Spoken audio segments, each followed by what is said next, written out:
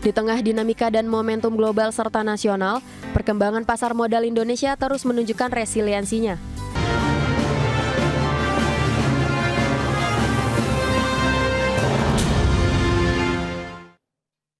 Pasar modal Indonesia hingga saat ini semakin menunjukkan resiliensi tinggi di tengah dinamika kondisi ekonomi global dan juga domestik. Bahkan jumlah investor pasar modal telah mencetak sejarah baru dengan capaian lebih dari 20 juta SID.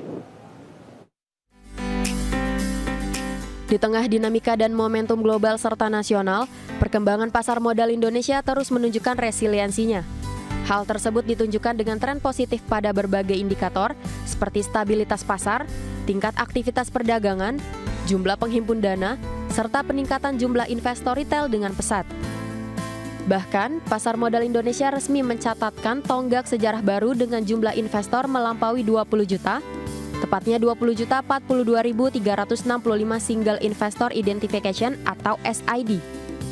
Jumlah investor tersebut meningkat 34,8% atau 5.170.726 SID dari posisi penutupan tahun 2024. Dan jumlah investor saham melonjak signifikan mencapai 8.461.938 SID, naik 32,6% atau bertambah 2.080.494 SID dibandingkan akhir 2024 lalu. Capaian kinerja pasar modal tersebut tidak terlepas dari kehadiran dan peran serta dari PT Pendanaan Efek Indonesia atau PEI. PEI menjadi sumber pendanaan alternatif yang menawarkan sistem pendanaan yang lebih cepat, mudah, kompetitif, serta inovatif di tengah keterbatasan lembaga keuangan yang bersedia menerima efek sebagai jaminan atas pinjaman dana untuk transaksi efek di Indonesia. Berbagai sumber, IDX Channel.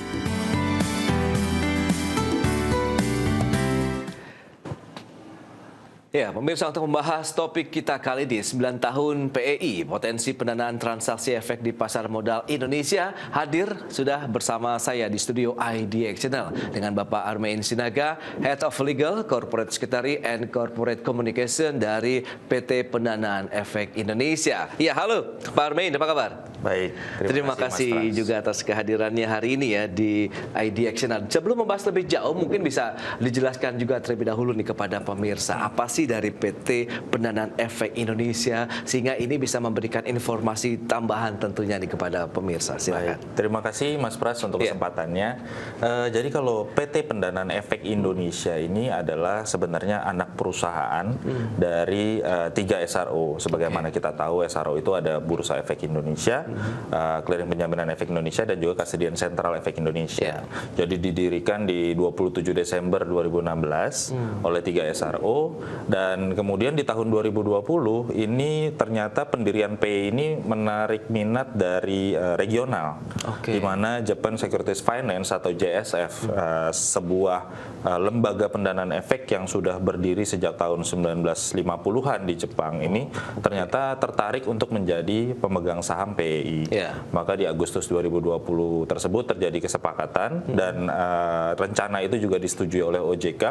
Akhirnya JSF ini menjadi pemegang saham 10% dari PT Pendanaan Efek Indonesia. Jadi saat ini kita ada 4 pemegang saham, salah satunya dari Jepang. Nah, kalau tujuannya sendiri sebenarnya ini kan bagian dari infrastruktur pasar modal ya Mas Pras, gitu ya. Bahwa PEI ini didirikan untuk meningkatkan likuiditas sama meningkatkan kapitalisasi pasar modal Indonesia. Di mana pada saat itu, pada saat pendirian ini akses dari perusahaan efek atau sekuritas ini ke perbankan itu sangat terbatas. Nah, makanya PEI ini didirikan untuk menjadi banknya di pasar modal, di mana menyediakan dana maupun efek yang nanti digunakan untuk bertransaksi oleh nasabah melalui perusahaan efek. Bagian daripada infrastruktur Bursa Efek Indonesia ataupun pasar modal secara keseluruhan, tapi tadi perannya cukup besar juga ya dalam pasar modal Indonesia, begitu Pak Armain. Dan sejauh ini bagaimana kiprah dan kinerjanya mungkin?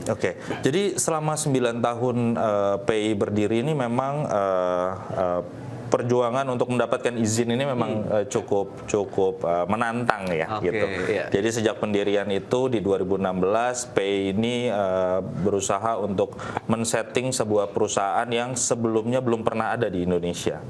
Jadi memang kita tektok dengan OJK, dengan Jepang juga, dan juga dengan SRO, dan akhirnya di tahun 2019 PEI ini mendapatkan izin usaha dari OJK untuk menyediakan produk pendanaan transaksi margin. Jadi sebenarnya produk utama dari PEI saat ini adalah pendanaan transaksi margin. Nah, tapi setelah produk pertama ini udah berjalan, ternyata demand dari market ini cukup tinggi. Gitu. Akhirnya di tahun 2021 PEI meluncurkan kembali produk baru, yaitu pendanaan transaksi repo dan pinjam meminjam efek. Gitu. Jadi saat ini kita punya 3 produk yang jadi andalan dari lembaga pendanaan efek atau PEI ini, yaitu pendanaan transaksi margin, pendanaan transaksi repo, dan juga pinjam minjam efek. Oke, itu dia bagian dari layanan PEI ya. Betul. Sampai dengan tahun 2025 ini. Tapi kalau kita bicara mengenai kinerja dari PEI sendiri tadi sempat disinggung. Nah, ini seperti apa sih, berapa besar mungkin jumlah disbursement saat ini, atau bagaimana mungkin yang data-data lebih detail yang bisa disampaikan ini? Ya, thank you Mas Pras. Jadi memang 2025 ini sebenarnya sebuah pencapaian yang monumental ya, kalau misalnya saya boleh bilang bagi PEI, karena penyaluran pendanaan transaksi efek PEI, khususnya pendanaan transaksi margin ini mencapai 2 triliun lebih. Gitu. Ini merupakan sebuah pencapaian tertinggi sejak PEI beroperasional secara penuh di tahun 2019. Mulai dari 700-an miliar, kemudian 800 miliar, kemudian ketika pandemi juga kita sempat mengalami penurunan. Pasar modal secara umum termasuk juga berimbas ke PEI. Tapi di 2025 ini ternyata permintaan dari partisipan PEI ini sangat banyak, gitu. Jadi partisipan PEI ini kan sebenarnya semua anggota bursa margin ini diharapkan menjadi partisipan PEI. Tapi yang sudah kita berikan fasilitas dan punya perjanjian itu tahun 2025 ini ada sebanyak 21 perusahaan efek. Nah, dari 21 perusahaan efek inilah kita secara aktif menyalurkan pendanaan transaksi margin dengan total kurang lebih 2,2 triliun. Gitu. Nah, ini sebenarnya nilai yang cukup besar, tapi kalau kita bandingkan dengan transaksi margin secara di pasar modal Indonesia gitu, itu di tahun 2025 itu di atas 100 triliun Mas, gitu. Jadi sebenarnya marketnya juga lagi bullish, lagi naik, gitu kan. Kemudian PEI mengambil peran yang sebenarnya ruang untuk berkembangnya masih sangat besar. Jadi kalau misalnya kita lihat 2 triliun dibandingkan dengan 100 triliun itu sekitar 2,2% aja nih market share-nya PEI di tahun 2025. Meskipun merupakan market share terbesar sejak pendirian, tapi sepertinya masih banyak ruang nih untuk PEI bisa berperan lebih jauh di pendanaan transaksi margin. Baik, kalau kita lihat selain kinerja, ya adakah pencapaian-pencapaian lain yang mungkin bisa disampaikan juga yang menunjukkan bahwa kinerja positif ini tadi kontribusinya terhadap pergerakan pasar modal, jumlah investornya juga sudah tembus 20 juta SID. Ini menarik kalau kita bisa cermati begitu nih, Pak Armin. Iya. Jadi sebenarnya justru yang menjadi faktor pendorong utamanya itu adalah perubahan peraturan margin yang dilakukan di tahun 2024. Jadi OJK ini mengeluarkan POJK 6 tahun 2024 yang salah satu kontennya itu adalah menurunkan jumlah deposit awal dari 200 juta jadi 50 juta. Khusus untuk nasabah margin. Nah, ini yang kami melihatnya sangat mendorong peningkatan transaksi margin secara umumnya. Kenapa? Karena jumlah nasabahnya juga meningkat. Gitu. Selain dari program sosialisasi, kemudian pembukaan rekening dan lain-lain yang akhirnya SID-nya sampai ke angka 20 juta gitu ya. Nasabah marginnya sendiri juga bertambah nih Mas. Gitu. Jadi itu juga menjadi sebuah katalis positif ya bagi PEI gitu, bahwa ini ternyata peluang untuk kita bisa memberi pendanaan itu semakin besar. Gitu. Pak Armin, ini menarik. Kalau kita lihat peluangnya seperti apa, potensinya bagaimana juga ya kalau kita cermati di tahun 2025 sebagai pijakan yang kuat untuk menatap tahun 2026, kita akan bahas lebih jauh nanti di segmen berikutnya. Kita akan jeda dulu sebentar, dan pemirsa tetaplah bersama kami. Ya, terima kasih Anda masih bergabung bersama kami dalam Market Review dan kita lanjutkan kembali perbincangan bersama dengan Bapak Armain Sinaga, Head of Legal, Corporate Secretary and Corporate Communication dari PT PEI, Pendanaan Efek Indonesia. Nah, ini menarik Pak Armain. Kalau kita bicara mengenai potensi bisnis tahun depan, kalau tadi kita sudah banyak mereview ya beragam capaian-capaian di sepanjang tahun 2025. Bagaimana Anda melihat kansnya, potensinya di tahun depan? Oke. Kalau untuk kansnya sendiri PEI di tahun 2026 sebenarnya dengan meningkatnya jumlah investor menjadi 20 juta, kemudian banyak sekali insentif ataupun kebijakan dari pemerintah, khususnya untuk bidang pasar modal ya, untuk sektor pasar modal ini sebenarnya merupakan satu peluang yang sangat baik gitu, di mana katalis-katalis positif dari kebijakan pemerintah, kemudian jumlah investor ini sebenarnya merupakan target dari PEI untuk meningkatkan penyaluran pendanaan. Meskipun dengan produk yang masih, kalau misalnya kita bilang masih terbatas lah ya, karena hanya pendanaan transaksi margin, repo dan pinjam-pinjam efek gitu. Tapi ini ruang bermainnya masih sangat luas gitu ya. Jadi sebenarnya PEI di tahun 2026 ini sangat memfokuskan diri untuk pendanaan transaksi margin khususnya ke retail. Jadi untuk nasabah-nasabah retail yang tadinya 200 juta kemudian dia boleh deposit menjadi cuma 50 juta. Ini sebenarnya merupakan sebuah kesempatan bagi PEI untuk masuk dan memberikan fasilitas pendanaan. Gitu. Nah, ini memang suatu yang perlu dipelajari lebih lanjut gitu ya. Karena sebenarnya PEI ini kan dulunya memberikan pendanaan nih ke perusahaan efek gitu. Tapi ternyata penambahan jumlah SID ataupun jumlah investor ini juga bisa menjadi peluang bagi PEI gitu. Nah, itu dia. Lantas dengan relaksasi tadi yang sudah dilakukan begitu, bagaimana Anda melihat supaya kepercayaan trust tadi ini kan bagian yang utama begitu, sehingga entah investor margin dan lain-lain juga semakin percaya dengan PEI tadi. Jadi PEI ini kita melihat bahwa di pasar modal ini kan masalahnya adalah kepercayaan. Kepercayaan kepada market, kepercayaan kepada pelaku pasar, juga kepercayaan kepada lembaga atau institusi yang mengelola pasar, yaitu SRO dan anak perusahaannya. Maka dari itu PEI ini di tahun 2024 dan 2025 kemarin ini kita sudah mengupgrade gitu ya, mengupgrade manajemen khususnya di bidang governance dengan sertifikasi ISO. Jadi kalau di tahun 2024 kita mendapatkan sertifikasi ISO terkait dengan quality management atau 9001, di tahun 2025 kemarin di bulan September kita juga mendapatkan ISO terkait dengan sistem manajemen anti penyuapan. Jadi di sini PEI mau menekankan atau mau konsisten bilang bahwa PEI ini sudah anti penyuapan loh gitu. Karena memang kita melihat ada risiko-risiko di situ, di mana pasar modal ini dimasuki atau punya peluang adanya penyuapan. Gitu. Jadi PEI memandang bahwa trust itu harus dibangun, bahwa pelaku pasar atau investor ini tahu bahwa PEI ini sudah menjalankan governance dengan baik, sudah anti penyuapan, maka itulah nilai tambah dari PEI saat ini. Nah, selain itu terkait dengan pengembangan produk gitu ya. Jadi kalau misalnya produknya itu saja, terus mau berkembang kemana, kan pertanyaannya gitu ya Mas Pras ya. Nah, jadi PEI ini di bulan September kemarin juga kita udah menandatangani MOU atau perjanjian kerjasama dengan lembaga pendanaan efek lain di regional. Jadi mulai dari Korea, kemudian Cina, Jepang, Thailand dan PEI gitu ya, salah satunya. Jadi 5 ini yang ada di Asia. Kita ini diwakili oleh Pak Suryadi selaku Direktur PT Pendanaan Efek Indonesia sudah menandatangani perjanjian kerjasama. Jadi perjanjian kerjasama ini terkait dengan pertukaran informasi, kemudian pertukaran karyawan, pengembangan produk, dan juga pertemuan-pertemuan yang disusun secara rutin untuk pengembangan variasi produk di Indonesia. Berarti sebenarnya variasi lain untuk produk-produk dari PEI ataupun berkaca ataupun kita bagaimana dengan hasil luski dengan lembaga-lembaga pendanaan lainnya begitu.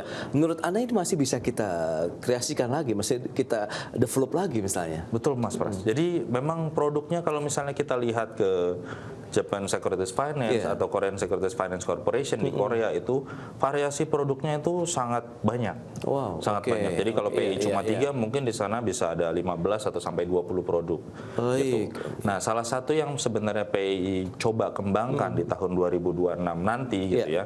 Ini terkait dengan mendukung pendanaan transaksi short selling di pasar modal Indonesia gitu. Jadi kalau misalnya kita lihat sebenarnya setahun terakhir ini pendanaan short selling ini udah mulai terdengar gitu ya rencananya. Nah, tapi kebetulan market waktu itu lagi kurang bagus. Kemudian mungkin ada pertimbangan lain dari otoritas dan juga dari SRO sehingga implementasi dari short selling ini agak tertunda gitu. Nah, dari yang kami pahami karena PI juga terlibat dalam pengembangan produk short selling itu memang di tahun depan akan ada rencana untuk mengaktifkan kembali nih short selling di mana PEI atau lembaga pendanaan efek pada umumnya khususnya yang di luar negeri gitu ya itu punya peran yang sangat besar untuk mendukung terjadinya transaksi short selling. Itu dia trennya kan kemudian bagaimana demand-nya apakah juga semakin tinggi, tapi tahan dulu jawabannya, kita bahas lagi nanti di segmen berikutnya. Dan pemirsa kami akan segera kembali usai pariwara berikut ini. Ya, Anda masih menyaksikan Market Review. Pemirsa, kita lanjutkan kembali perbincangan bersama dengan Bapak Armein Sinaga, Head of Legal Corporate Secretary and Corporate Communication PEI. Ya, ini menarik kalau kita bicara mengenai tren dari masyarakat investor pasar modal Indonesia ya terkait dengan produk-produk yang selama ini ditawarkan begitu ya oleh para investor. Ini kansnya seperti apa? Kalau kita bicara mengenai demand-nya semakin tinggi, kemudian mereka membutuhkan produk baru atau enggak sih nanti kalau kita lihat untuk tahun depan ya? Oke, Mas Pras. Jadi demand-nya ini sebenarnya triggernya pasti dari informasi ya, Mas ya. Gitu. Jadi informasi investor ini kan sudah semakin terbuka ya. Betul. Terus literasinya juga semakin baik. Jadi semakin paham bahwa di luar negeri tuh banyak loh produk-produk yang belum ada di Indonesia. Gitu. Ya salah satunya misalnya tentang short selling, kemudian ada structured warrant, ada macam-macam lah gitu ya. Nah, ini kan karena informasi yang semakin terbuka, semakin cepat bisa diakses oleh investor dengan mudah gitu ya. Makanya sebenarnya lembaga atau otoritas nih mau nggak mau harus ngejar sama kebutuhan dari investor gitu. Kita nggak bisa bilang bahwa pasar ini sudah mulai jenuh, belum sih sebenarnya gitu ya. Tapi variasi produk ini bisa menjadi alternatif untuk investor dalam melakukan investasi gitu. Salah satunya seperti yang tadi sudah sempat kita bahas di awal gitu tentang short selling gitu ya, Mas Pras gitu ya. Ini memang kalau kita melihat PI juga sempat melakukan riset, juga melakukan pertemuan dengan perusahaan efek atau sekuritas. Ini ada beberapa permintaan gitu atau pertanyaan kenapa short sellingnya belum jalan atau belum dikembangkan. Gitu. Padahal sebenarnya menurut view dari perusahaan efek atau sekuritas ini, short selling ini untuk mengimbangi pendanaan transaksi margin. Jadi kalau misalnya kita bicara margin itu kan ada nasabah dia butuh dana untuk membeli saham tertentu, sementara kalau short selling ini ada nasabah dia mau menjual efek dan dia butuh efeknya lewat sebuah lembaga yaitu pendanaan efek Indonesia. Kalau di luar negeri seperti itu gitu. Nah, jadi memang demand ini sebenarnya udah ada, Mas. Gitu. Tinggal ini bagaimana kita merespon, kemudian pastinya membuat peraturan yang lebih baik gitu ya, supaya tidak terjadi hal-hal yang tidak kita inginkan lah gitu. Makanya di pengaturannya mungkin ini yang membutuhkan waktu lama gitu ya, karena terkait dengan pengaturan, regulasi, kemudian aturan main ini harus diatur sedemikian rupa supaya tidak berdampak negatif ke pasar. Ini menarik. Lantas bagaimana pendapat dari PI sendiri kalau kita lihat market di tahun depan? Kalau untuk market di tahun depan kami melihat ini punya potensi yang sangat besar ya, Mas. Ya. Karena kan kita lihat kebijakan-kebijakan dari Pak Menteri Keuangan Purbaya juga melalui statement-statementnya yang kadang-kadang menyentil pasar modal tentang gimana cara memperbaiki saham gorengan atau gimana target IHSG 9.000 di akhir tahun gitu ya. Ini sebenarnya sebuah sinyal positif di mana pemerintah ini atau kebijakan pemerintah mulai sangat fokus ke pasar modal. Nah, ini yang PEI juga sebagai bagian dari infrastruktur pasar modal nih berusaha merespon dengan positif. Artinya memang kita mau nggak mau aliran dana ini akan cukup banyak mungkin di tahun 2026. Oke. Tapi terus mau ditaruh kemana oleh investor kan gitu. Betul, ya. Nah iya, ini iya. makanya pengembangan produk ini menjadi salah satu fokusnya PI di tahun 2026. Tentunya mendukung juga program-program dari Bursa KPI dan KSE ya. Iya. Gitu. Kami juga sudah banyak diskusi dengan SRO di mana pengembangan produk juga menjadi salah satu fokus dari SRO. Itu di tahun dia. 2026. Berarti itu yang ditunggu-tunggu nanti juga oleh masyarakat investor pasar modal ya. Ada produk baru lagi yang akan diluncurkan PI di tahun depan. Nah, kalau kita bicara harapan PI di usia ke-9 ya, di 27 Desember 2025 ini apa nih Pak Armin? Oke, jadi sebenarnya karena PI ini adalah lembaga pertama dan satu-satunya terkait dengan pendanaan efek, ini sebenarnya benchmarknya PI ini jadinya sulit kalau di dalam negeri. Oke. Makanya kita selalu melihat ke Jepang, ke Korea, ke Cina, ke Thailand, di mana mereka sebenarnya lebih dulu mulai aja sih gitu. Nah makanya sebenarnya PI ini pengen menjadi sebuah lembaga pendanaan efek yang tadi seperti saya bilang di awal menjadi banknya pasar modal. Betul. Sebagaimana perannya JSF atau KSFC di Korea dan di Jepang gitu ya. Di mana semua pendanaan transaksi efek itu memang berpusat di lembaga-lembaga tersebut. Oke. Gitu. Jadi kita punya harapan yang besar ya. Tapi kalau misalnya kita bandingkan gitu ya, di Korea itu udah dari tahun 70-an, di Jepang itu udah dari tahun 50-an, sementara PI baru di tahun 2017, 2016 gitu ya. Emang masih ibaratnya kita masih balita lah gitu ya kalau dibandingin sama Korea dan Jepang. Tapi kita punya cita-cita, punya target yang realistis sebenarnya. Karena marketnya sebenarnya kita juga lagi berkembang pesat gitu ya, mengejar Korea dan Jepang gitu. Maka PI-nya juga mau nggak mau kita harus benchmarknya ke lembaga serupa di negara-negara tersebut.